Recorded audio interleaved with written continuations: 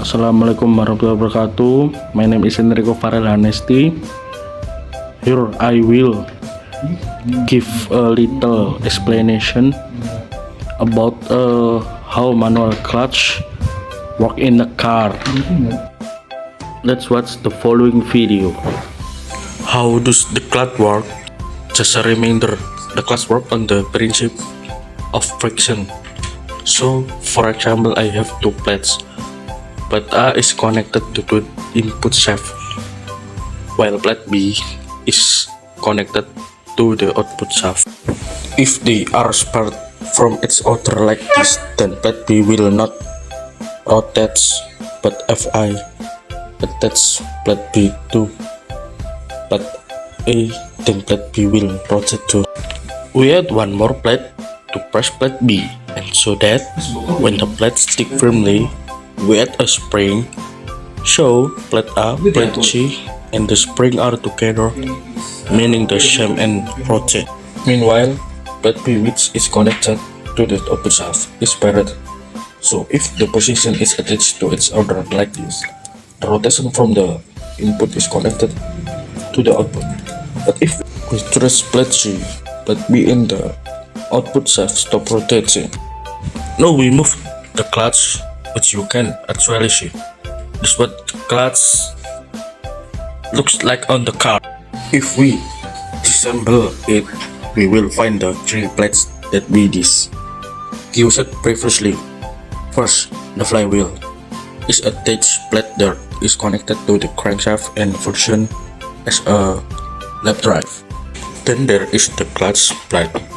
This component is thinner than the flywheel, but there is leaning on both surfaces.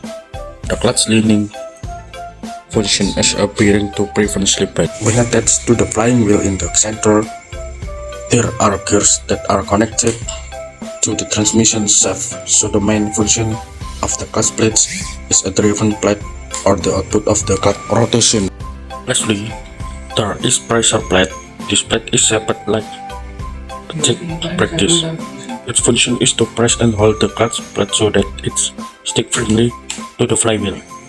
Then the other additional component is a spring, but the spring we use here is a Q-grab spring. Then there is the clutch cover. This functions as a spring holder and the pressure plate cover is bolted to the flywheel. So the flywheel and pressure plate are always connected. And finally there is the release bearing. This is like a bearing whose job is to press the diaphragm former. How is the clutch release mechanism? The mechanism is like a lever, so the diaphragm spring acts as an elastic lever. When the end of the former is pressed, the other end will lever the pressure plate so that it moves in the opposite direction. So that this can happen, inside the clutch cover there is a pivot as a lever and a ratchet clip so that the pressing plate can be leveraged. How it works in the normal position or when the clutch flare is not pressed. The flywheel clutch plate and the pressure plate stick together so that rotation from the engine can be transmitted to the transmission. Once we press the clutch pedal, the release bearing moves forward and the diaphragm spring lever the pressure plate as a result.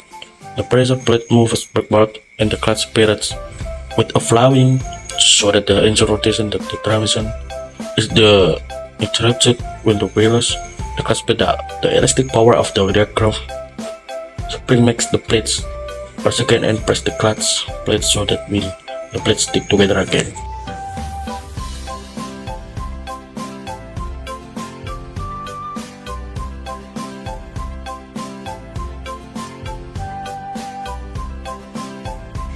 Then what is the clutch valve mechanism like? Generally it uses a hydraulic system, so the pedal will be connected to the master cylinder. The master cylinder converts pedal movement into fluid pressure. Fluid pressure is transferred to the actuator or clutch cylinder to be converted back into physical movement. The movement of the actuator cylinder is connected to the fork release. The fork release will push the release bearing to move forward. That's how the manual clutch on a car works.